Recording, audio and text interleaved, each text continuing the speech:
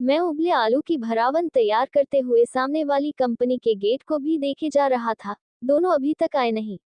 मैंने मन में उन दोनों का नाम भेलपुरी और सैंडविच रख लिया है।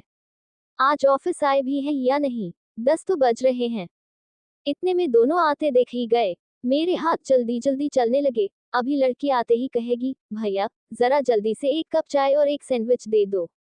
वही हुआ भी। लड़की ने आते ही कहा, भैया जरा जल्दी से एक कप चाय और एक सैंडविच दे दो। मैंने मुस्कुराते हुए बस सिर हिला दिया। कैसे कहूँ, मैं उनके लिए चाय का पानी चढ़ा चुका हूँ और सैंडविच बनाने की तैयारी भी कर चुका हूँ। मैंने 2 ब्रेड स्लाइस के बीच में आलू की भरावन रखी, पतले गोल प्याज के टुकड़े रखे, एक टमाटर का गोल कटा टुकड़ा रखकर उस पर चाट मसाला छिड़का, ब्रेड के दोनों तरफ खूब मक्खन लगाकर जलते स्टोव पर सैंडविचों में रखकर उलट पुलट कर सेंकने लगा। 3-4 मिनट में ही सैंडविच अच्छी तरह से सिंक गया। फिर मक्खन लगाया, एक पेपर प्लेट में रखकर उसके 4 टुकड़े किए, एक कप में चाय छानी और उन्हें दे दी। लड़की इस समय बस चाय पीती है, लड़का सैंडविच खाता है। दोनों 1 साल से मेरे ठेले पर आते हैं, सामने की कंपनी में ही साथ काम करते हैं। रोज दिखने वाले चेहरे इतने परिचित हो जाते हैं कि कोई रिश्ता न होते हुए भी सब एक दूसरे को जानते चले जाते हैं। मुझे तो इन दोनों की इतनी आदत हो गई है कि चाहे ठेले पर कितनी भी भीड़ हो जाए, मुझे इनका इंतजार रहता है। इनके साथ के बाकी लोग आते जाते रहते हैं, कभी आते हैं, कभी नहीं। ये लड़की घर से नाश्ता करके आती है, लड़का शायद अकेला रहता है, यही नाश्ता करता है। दोनों शाम को एक बार फिर 6 बजे आते हैं। लड़की उस समय भेलपुरी खाती है। दोनों की बातों से मुझे इतना अंदाजा लग चुका है कि लड़का दिल्ली से आया हुआ है और लड़की यही की है। फोन पर घर वालों से मराठी बोलती है। मैं भी मराठी समझने लगा हूँ। लड़के को मराठी नहीं आती। आज तुम क्या नाश्ता करके आई? लड़का पूछ रहा था। वही पोहा। हर दूसरे दिन पोहा बनता है घर में, बाबा तो रोज खा सकते हैं। अरे मुझे तो पोहा बहुत पसंद है। तुम कितनी लकी हो, सब किया किराया मिल जाता है। यहाँ तो न बनाना आता है, न टाइम है। तुम्हें पता है, अनिल ने कल रात मुझे फोन किया था। उस क्लाइंट ने मेरा जीना हराम कर रखा है। यार, यह अनिल मैरिड है, इसकी कोई फैमिली लाइफ है या नहीं? इसकी वाइफ इसे कुछ कहती नहीं क्या? यह मेरे साथ रात 11 बजे तक फोन पर था।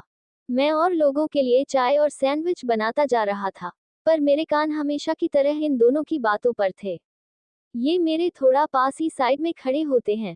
ये सुनते ही लड़की हंसी। अब जब तक ये डील फाइनल नहीं करवा लेगा, तुम ही हो इसकी वाइफ। यार, ये जितने भी सीनियर हैं, इनके चेहरे देखे हैं, आजकल उड़े ही रहते हैं। काम ही नहीं खत्म हो रहा है। तुम लड़कियों के साथ कम से कम हंसता तो है अनिल। हमें देखकर तो जम्हाइयां लेता है। दोनों इस बात पर खूब हंसे और फिर मुझे रोज की तरह पैसे देकर चले गए। अब ये शाम को आएंगे। शाम को मेरी बनाई भेलपुरी खाने के लिए ऑफिस से निकलते हुए कई लोग आते हैं, जो घर जाते हुए यहाँ खड़े होकर गप्पे मारते हुए दिन भर की भड़ास निकालते हैं। कोई कोई तो भेलपुरी पैक करवा कर घर भी ले जाता है। मुझे इन दोनों को साथ देखना अच्छा लगता है। इनकी बातें सुनना और भी अच्छा लगता है। ज्यादा पढ़ा लिखा तो हूँ नहीं, वरना गांव से यहाँ आकर यह ठेला क्यों लगाता। 2 बजे तक ही मैं यहाँ खड़ा होता हूँ, उसके बाद कोई आता नहीं। शाम को मैं सैंडविच और चाय के साथ भेलपुरी भी रखता हूँ। इस जगह खड़े होने से फायदा होता है, सामने ऑफिस ही ऑफिस हैं। यह एक छोटी सी सड़क है। इसके आगे एक मॉल है। मॉल के अंदर जाने वाले वहाँ के महंगे खाने से बचने के लिए कई बार यही कुछ खाकर आगे बढ़ते हैं। इस सड़क पर बस एक मैं हूँ और थोड़ी दूर पर एक डोसे वाला। वह दीपक भी मेरे ही गांव का है। पूर्वी उत्तर प्रदेश के जौनपुर से 20 किलोमीटर दूर गांव है हमारा मरियाहू। यहाँ हमने एक कमरा किराए पर लिया है, जहाँ हम 4 लोग रहते हैं। साल में 2 बार हम गांव जाते हैं। गांव में मेरी पत्नी है रमा, जो मेरी अम्मा बाबू के साथ रहती है। अब उसके 5 महीने का पेट है। बच्चा होने के टाइम मैं जाऊंगा। हम ठीक ठाक गुजारे लायक कमा लेते हैं। यहाँ मुंबई में कई लोग ऐसे हैं, जिनका पेट हमारे जैसे खानों से ही भरता है। कुछ को सस्ता लगता है, कुछ टाइम पास में खाते हैं, कुछ जवान बच्चों को घर का खाना नहीं पसंद। शाम को लड़के लड़कियां खूब आते हैं। जवान लड़के तो दरियादिली से लड़की से ऐसे पूछते हैं कि बोलो क्या खाओगी, अरे और खाओ ना। इतना कम क्यों, पहले ही इतनी शेप में हो। थोड़ी बहुत अंग्रेजी मैं भी समझने लगा हूँ। शादीशुदा आते हैं, आदमी हमेशा ही जल्दी में रहता है, आते ही कहता है जरा जल्दी देना। उन्हें साथ टाइम बिताने की तो कोई जल्दी होती नहीं है, उनके पास घर है ही। वहीं उसकी पत्नी इतने शौक से खा रही होती है, लगता है आज कुछ बनाने से इसकी जान छूटी।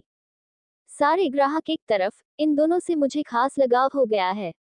अब शाम हो गई है, मैं फिर सामने देख रहा हूँ, अब दोनों आने ही वाले हैं। दोनों आ रहे हैं। लड़की अभी आकर कहेगी भैया जरा तीखी भेल बना देना। लड़का फिर कहेगा मेरे लिए मीडियम। लड़की ने पास आते हुए कहा भैया जरा तीखी भेल बना देना। लड़का बोला मेरे लिए मीडियम। ये सुन मैं मन ही मन मुस्कुराता हुआ दोनों के लिए भेलपुरी बनाने लगा। तैयारी तो सब करके ही लाता हूँ, छोटा छोटा प्याज, हरी मिर्च, धनिया घर से ही काट कर ले आता हूँ, खट्टी मीठी चटनी तो बनाकर रख लेता हूँ। बस सब यहाँ मिलाना ही होता है। गांव जाता हूँ तो कई बार घर में सबको बनाकर भी खिला देता हूँ। रमा को आजकल तीखा बहुत भाता है, उसके दिन ही ऐसे हैं। कमाने के चक्कर में दूर पड़ा हुआ हूँ सबसे। फिर सोचता हूँ जो भी ठेले पर खाने आते हैं उनमें से काफी लोग घर से दूर ही तो हैं। ये लड़का भी तो अकेला ही रहता है। आज दोनों का मूड खराब लग रहा है, शायद झगड़ा हुआ हो। पर झगड़ा होता तो साथ क्यों आते। दोनों बात ही नहीं कर रहे। मैंने उन दोनों को उनकी भेलपुरी दी, दोनों ने चुपचाप पकड़ ली। लड़के ने लड़की को इतना तीखा खाने पर छेड़ा भी नहीं। बस थोड़ी देर बाद उसने धीरे से पूछ लिया मतलब तुम्हारी फैमिली मना करेगी तो हमारी शादी नहीं होगी। अरशद कैसे होगी बताओ। आई बाबा बिल्कुल तैयार नहीं। मैं एक बार मिल लूं। नहीं, तुम्हारी इंसल्ट कर देंगे तो मुझे बहुत दुख होगा। तुमने पहले क्यों नहीं ये सब सोचा नेहा। प्यार सोच समझ कर होता है क्या। ये सुन लड़के का मुंह लटक गया था। दोनों मेरे पीछे ही एक तरफ हटकर बात कर रहे थे। मेरे हाथों की स्पीड कम हो गई, कान पीछे ही लगे थे। इतना सुंदर जोड़ा, इतने बड़े शहर में पढ़े लिखों में भी यह सब आज भी चलता जा रहा है, फिर हम गांव के लोगों की तो बात ही क्या सोचूं। दोनों पैसे देकर उखड़े से वापस चले गए। लड़का बाइक पर शायद लड़की को उसके घर के पास छोड़ता होगा। अगला पूरा हफ्ता दोनों साथ नहीं आए। मेरा दिल तो उन्हीं में रमा था। वे दोनों मेरे जीवन का ऐसा हिस्सा हो चुके थे कि मुझे पता ही नहीं चला था। आते जाते दोनों अलग अलग दिखते, बिल्कुल उदास उतरे चेहरे। धीरे धीरे एक महीना बीत गया। मुझे घर जाकर भी उन दोनों के बारे में सोचकर दुख होता रहा। क्या जाति धर्म की बातें हमेशा ऐसे ही जवां दिलों के प्यार भरे दिलों को तोड़ती रहेगी। इतने पढ़े लिखे बच्चों की बात इनके माता पिता के लिए माने नहीं रखती। इस लड़की के घर वालों को इसके चेहरे की उदासी नहीं दिखती। अरशद नाम है तो क्या हुआ, कितना प्यार करता है इस लड़की को।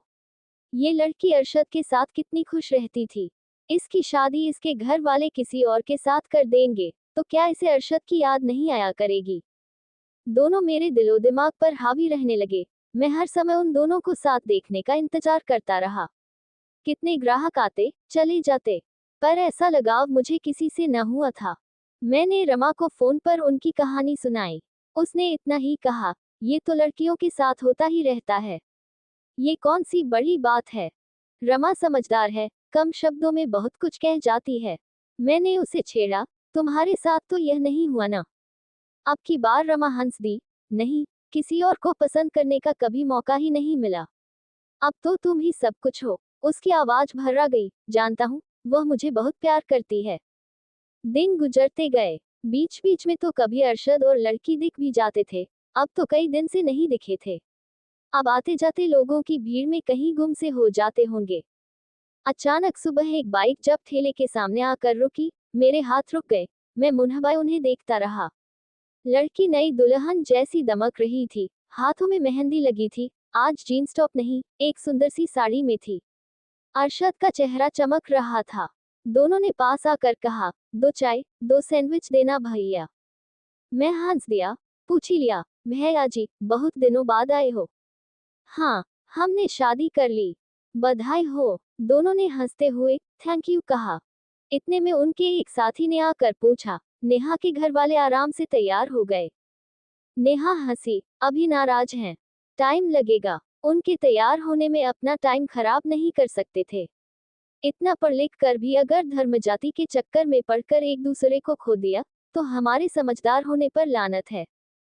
शाबाश नेहा, मैंने मन ही मन कहा। और साथ ही आते गए, उन्हें बधाई देकर पार्टी मांगते रहे। हसी मजाक चलता रहा। अरशद मुझे पैसे देने लगा, तो मैंने कहा, नहीं भैया जी, आज नहीं, आज मेरी तरफ से, कहकर वह हंस दिया। मेरे कंधे पर हाथ रखाकर, ओके दोस्त, थैंक यू, कहकर नेहा का हाथ पकड़कर सामने अपने ऑफिस चला गया। मैं उन्हें देखता रहा, मुस्कुराता रहा। पता नहीं क्यों, आज मैं बहुत खुश था। दोस्तों, ये कहानी आपको कैसी लगी? नीचे कमेंट में हमें जरूर बताएं और ऐसी ही मजेदार कहानी के लिए फॉलो करें।